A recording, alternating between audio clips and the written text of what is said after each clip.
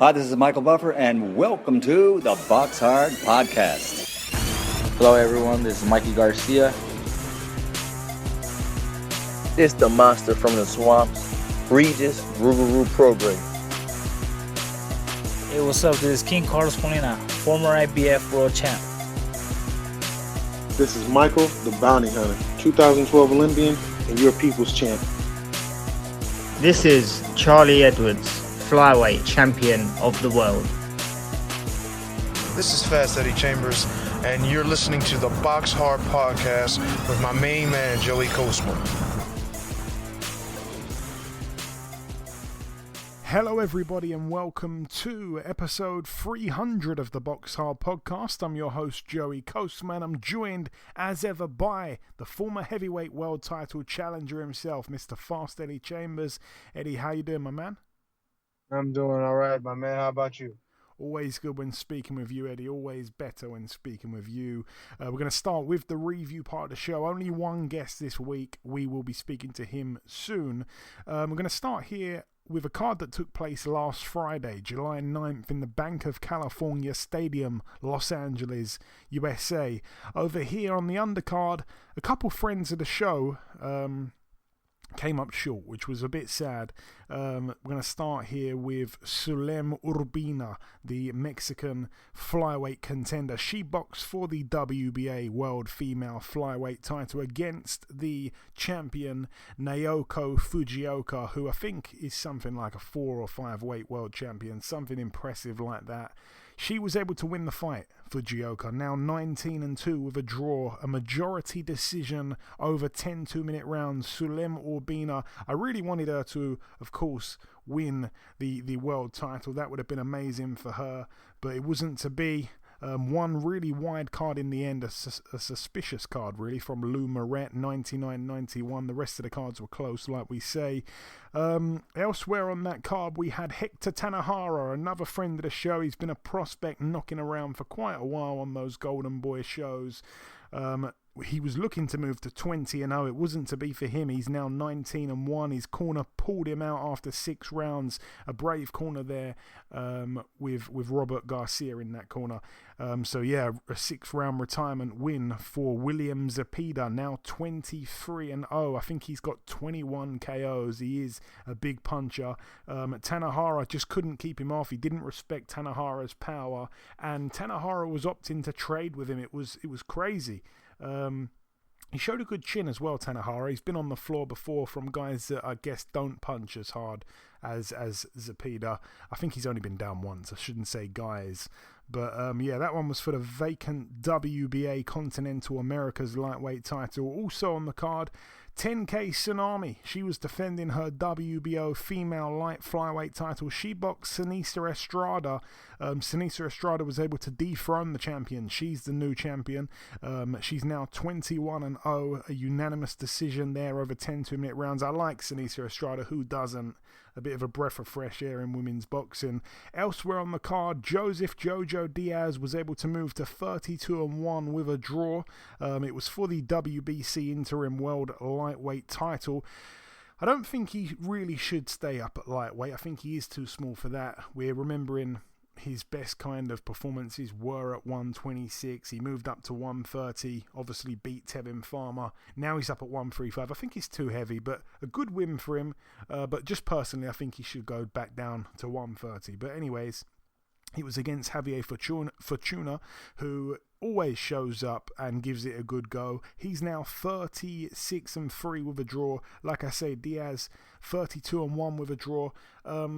Tough opponent really for a move up to lightweight, so I give him a lot of credit. I like Diaz, but that was the way I saw the fight going. I expected him to win on points, and he did.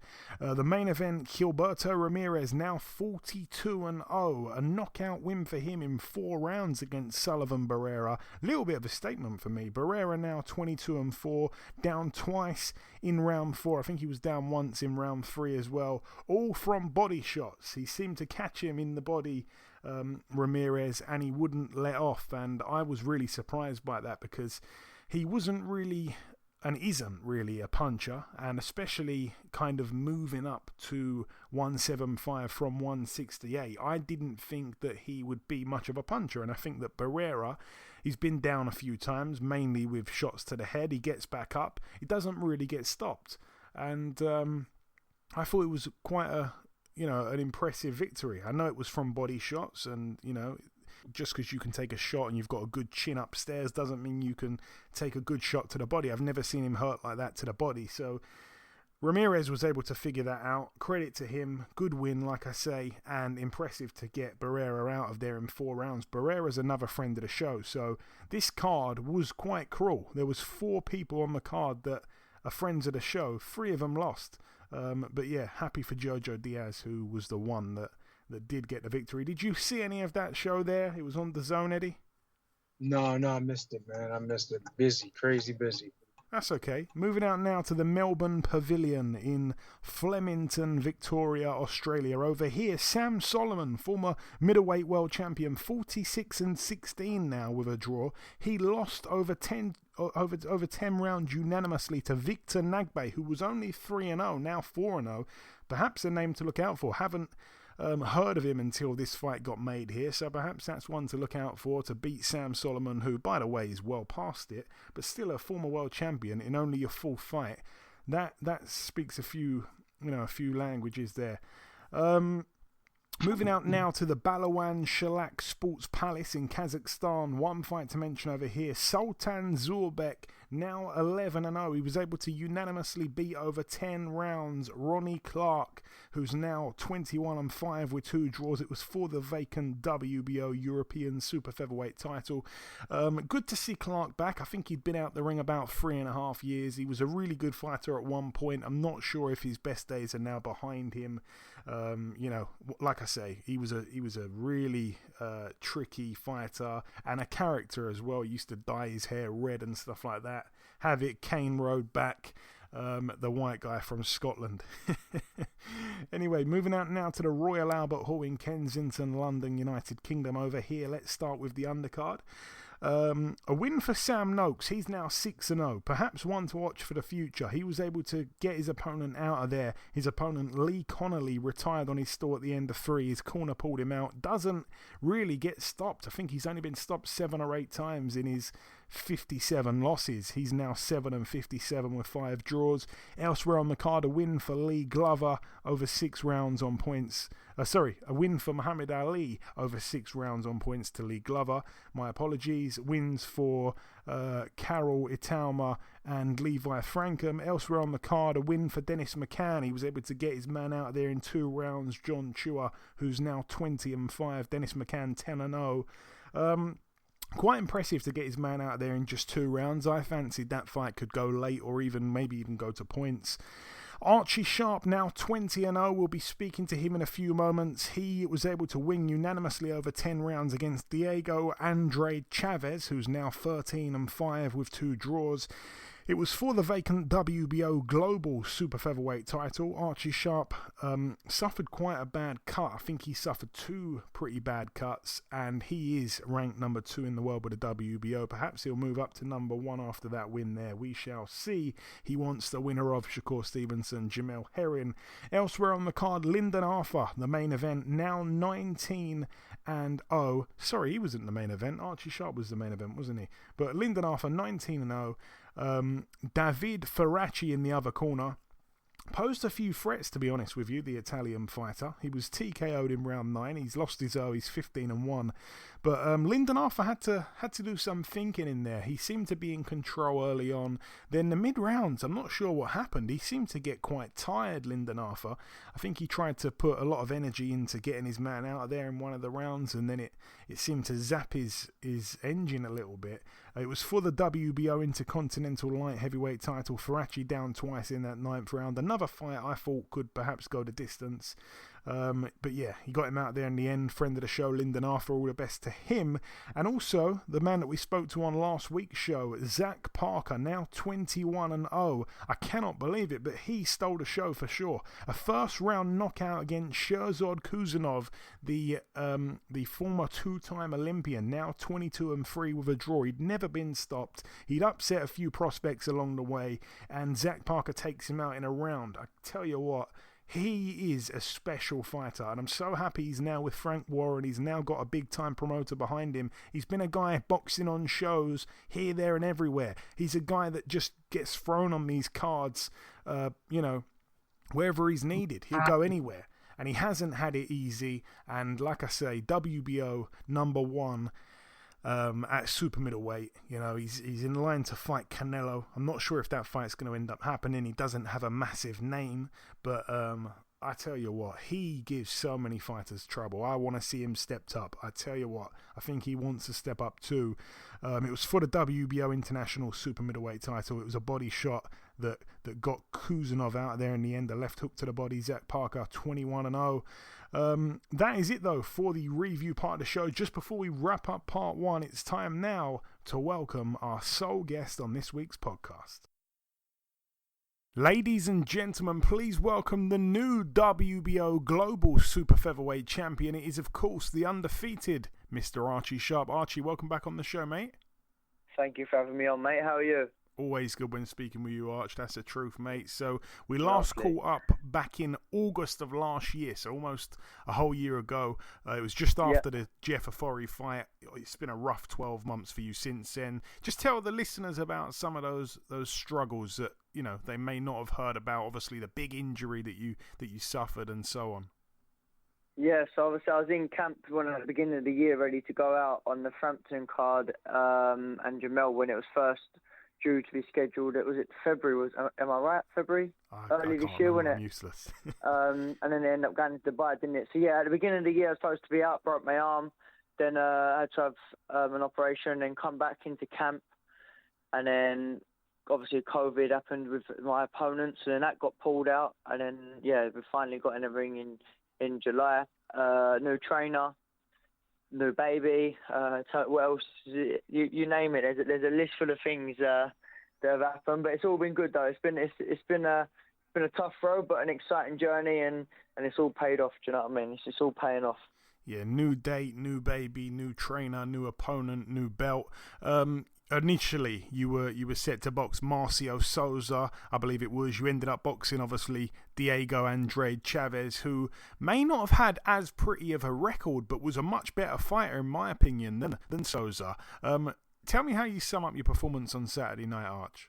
Yeah, definitely a lot tougher than Souza's, but to be honest with you, it was a lot more tough than I anticipated, to be honest with you. A very tough Mexican. I say strong in, not so much in probably punch power, wasn't like a concussive puncher, but just one of them typical strong Mexican styles, and obviously fit, very durable, and like I say, just another word, but tough.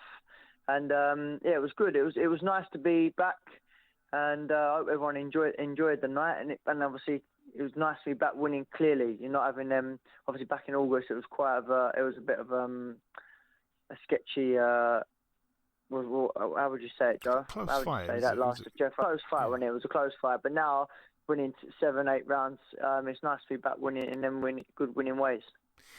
And have you watched the fight back? I know sometimes you don't like to watch things back straight away. Yeah, no, do you know what? I watched it back the minute I walked through the front door, actually. So I stayed up till 3, 4 o'clock in the morning watching it a couple of times. Watched it again the day after and again on Monday. So I have watched it a fair few times. But yeah, with everything that's gone on, overall it was a good performance. Do you know what I mean? With everything that's happened, first fight with my new team, obviously getting a bad clash of head cuts in the 8th round, and I think we dealt with everything pretty well. And obviously, as you highlighted, it was your first fight with your new trainer, Al Smith. You've been training hard for months in that gym. I know you've been sparring everyone in there. How is that going? Because it's been 2 training camps or 2.5 training camps for one fight in the end. Yeah, so it's been going really well. My fitness levels were at the fittest I've ever been in any fight. Do you know what I mean? The energy levels I had there were through the roof, so that wasn't ever a question. My timing, I'd probably say, if I'm honest, was a little bit out. I think being a year out and whatever, and having the injuries and whatever else, I think that it's fair to say that my timing wasn't as where it always was. But yeah, it was good. It was good to be in with a team. Like I say, there's a lot of positives to take from that fight. There's still a few things that we need to tweak on. You think I've had 19 fights with my old trainer and being with Richard from the age of 7, you get set in ways, do you know what I mean? So it's not all gonna happen in one fight, and I overwhelmed myself a little bit because I've been working so hard and I've been $1 million in the gym. I just really wanted to show everyone, and I probably tried to get a knockout at the first couple of rounds, and then after 4 or 5 rounds I sat down and I knew this kid was here for the rest of the night. Do you know what I mean? Yeah, for sure. Typical Mexican. What is next, Arch? I know that obviously you've got one eye on the very top of the division, as you should, as a man ranked in the top 2. But when do you want to be next out, ideally?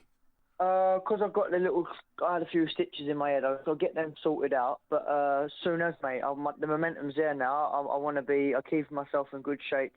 And keep myself very fit, ready to go again. I'm no waiting around, and I want to be at ASAP. Do you know what I mean? Just keep the momentum going.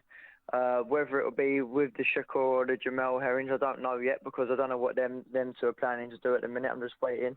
But either way, keeping busy, keeping up that level. I'll step up if I've got to have another fight in between.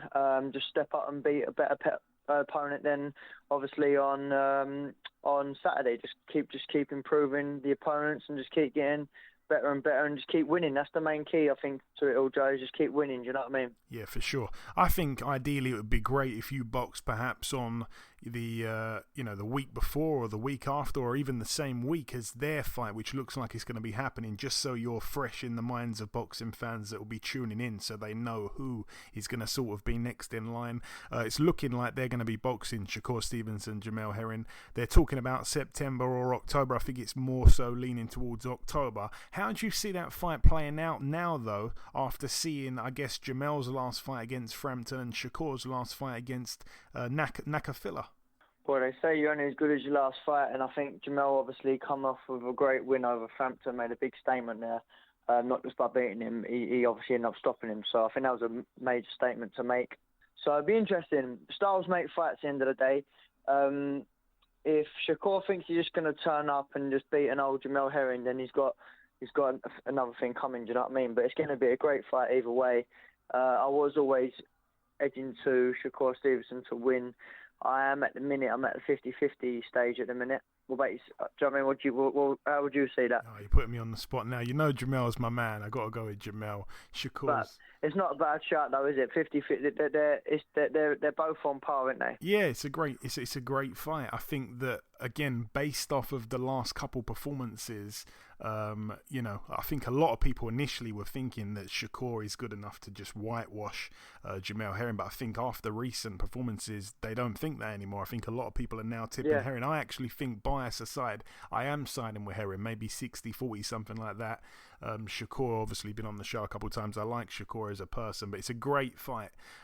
It's a great fight. I saw Shakur the other day respond to something someone said on Twitter. The tweet read that he responded to. It said, Archie Sharp, trust in the process as he chases down WBO title shot and Shakur Stevenson showdown. Now, Shakur responded to that on Twitter by saying, I don't even have the belt yet. But what I don't think he or some others understand here, Arch, is that the goal for you is to win a world title like everyone else, but almost as much as winning a world title, you want to prove yourself against Shakur Stevenson. You want to fight this guy even if there isn't a belt on the line. You want to test yourself against the best. Am I right in saying that? Yeah, I think that's fair to say, because obviously I've heard it from the man himself, Bob Arum, who's obviously a great legend in the sport, and he's saying that he believes that Shakur's one of the best fighters around at the minute, and they're all kind of painting him with that brush that he is the best, going to be one of the boxing's main faces. So of course I want to just show people that I can be that. I am that man. Do you know what I mean? I want to be the pay-per-view king. I want to be the best in the business. I don't want to be second best to no one. And if they're saying that Shakur is the next best thing, then that's why I'm aiming to beat him, title or no title. There you go. There we have it. And just finally, Archie, before we wrap it up, if you've got any closing words, perhaps to the listeners, perhaps to any sponsors, perhaps to Jamel Herring or Shakur Stevenson, do whatever you like. The floor is yours. Yeah, just to say that thanks to everyone who's tuning in, supporting, all the critics, whoever you are, thank you very much, because I much appreciate it. And just stay tuned, because the best of Archie Sharp is still yet to come. All we keep doing is winning, sort of 20-0 now, and I will be winning that world title, and I'll be look good doing it as well. Okay, listen, Archie, it's always a pleasure speaking with you, my friend. Thank you for your time. Congrats once again on the win, and we'll talk again soon. Lovely, thank you, I appreciate that. Okay, now it's time for part 2 on this week's show. This part, of course, the news part of the show. Just one piece of news to bring you all. August 14th is the date for the Franco Maloney 3 fight. Joshua Franco taking on Andrew Maloney. That, like I say, is set to take place August 14th. Can Maloney finally get that redemption? The first fight was a close-ish fight. I think Joshua Franco did enough to win it. They had the rematch where Maloney cut Franco, and they said it was a head clash, even though replay showed it absolutely wasn't, and it went down, I think, as a no contest, and he was winning that fight even though we'd only seen 2 rounds. So we shall see what happens in the trilogy fight. On the undercard, we've got Arnold Barboza taking on Antonio Moran, and we get to see the pro debut of Nico Ali Walsh, the grandson of the greatest. That's it though for the news. Moving on now to the preview part of the show. We're going to start here with a card that takes place this Friday, July 16th at the Legends Event Center in Phoenix, Arizona. One fight to mention over here. Friend of the show, former world champion Raimundo Beltran, 36-9 with a draw, takes on Daniel Osorio, who's 12-20 with 2 draws. Not sure what's going on over there, but it's over 8 rounds. Moving out now to Poland, this one over here, another strange one. Krzysztof Wlodarczyk, 58-4 with a draw in an 8-rounder against Vadim Novopashin, who's 6-2. What on earth is going on with these mismatches? Moving out now to the White Sands Event Center in Plant City, Florida, USA. Over here, Fanlong Meng of China, I think he's been out the ring, must be probably almost 2 years now. 16-0. I remember he didn't burst onto the scene, but, he was a good amateur. Turned pro, put together some wins. He boxed Frank Buglioni and stopped him in Monaco. Since then, he hasn't really capitalized, especially, worldwide style. I think he's got a lot of promise. He was set to take on someone for a world title at some point. I think the fight fell through. I think it was Artur Beterbiev, actually. Anyway, he's in against Victor Calderas, who is 18-10 with a draw. It's for the IBF International Light Heavyweight title. Nothing else on that undercard of note. And the final card to mention, at the AT&T Center in San Antonio, Texas, USA. This one's going to be on Showtime. It was one of the best fights on their schedule that they announced back in April. Decent undercard fight between Amilcar Vidal, who's 12-0. I think he's about 11 KOs off the top of my head, maybe something like that, 11-10. He takes on Emmanuel Alim, who is 18-2 with 2 draws. There's also a decent fight between Bakram Mutazaliev, who is 18-0. Mutazaliev, 18-0. I think he has about 12 or 13 or 14 knockouts. He gets in against Kieri Gray, who's 16-5. That is over 8 rounds there. But the main event is what we're tuned in for the WBC, WBA, IBF, and WBO World Super Welterweight titles. I wasn't aware that this was an undisputed fight. It can't be an undisputed fight. Hang on, just a second.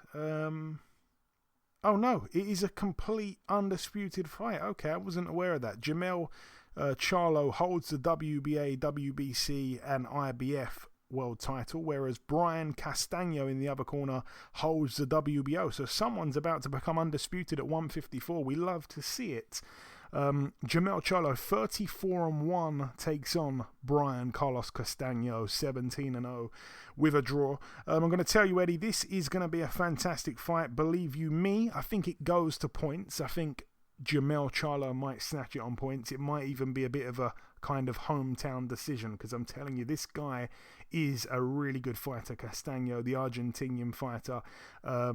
He's got that one draw, which was to Erislandy Lara back in 2019. A lot of people felt he deserved to win that fight. He's coming off a win, of course, earlier this year to Patrick Teixeira, the Brazilian. He was able to beat him, and that was where he became world champion. But this guy is a guy with deep pedigree, man. You look at his amateur career, he was able to beat the likes of Sergei Derevianchenko in the amateurs. He was able to beat Errol Spence in the amateurs.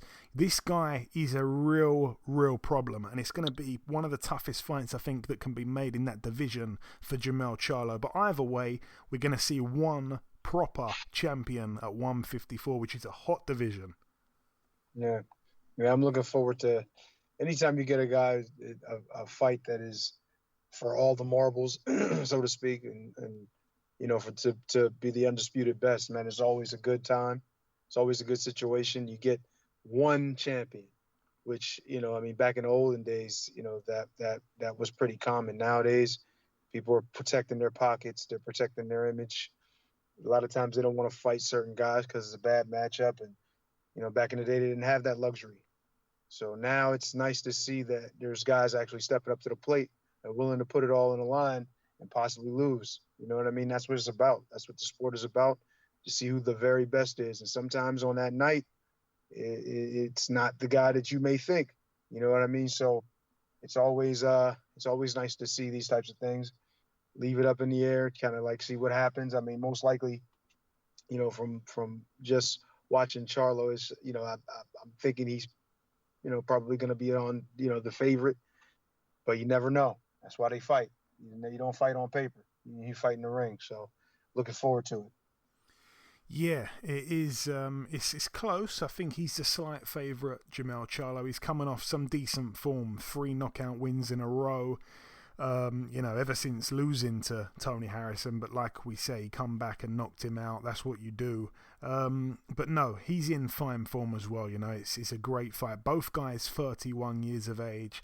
Brian Castaño, though, the pedigree is so deep. Jamel Charlo cannot afford to overlook this guy. Castaño, I think, boasts an amateur record of 181-5. So this guy is no joke. But anyway, that's it for the preview part of the show. I cannot wait for that fight there. I really cannot wait for it. But that's it for the preview part. Just before we wrap up this show, it's been kind of bite-sized this week. A few personal issues have kept everything quite restricted, quite brief. There's a lot of other things I've got to get on with in my personal life. So I thank everyone for listening once again. But just before we wrap up part 2 here, the final thing for me to do is to come in with the outro, which I'll do in just a few seconds. Okay, and this wraps up episode 300 of the BoxHard Podcast. I've been your host, Joey Coastman. Eddie Chambers has been with me for the duration of the show. A massive thank you to our sole guest on this week's podcast, the undefeated Super-Featherweight world contender, Mr. Archie Sharp. There has been one piece of news break whilst we've been recording the show. The rematch between Josh Warrington and Maurizio Lara is on. It's set for September 4th in Leeds. On the undercard, we get to see Katie Taylor defend her undisputed titles against the former featherweight who has only had one fight in 3.5 years, Jennifer Han. Also, Maxie Hughes steps up against the man that just knocked out James Tennyson, that man being Giovanni Straffon. But that's about everything from myself. Enjoy your weekends, people. Stay safe, and we shall see you all again next week.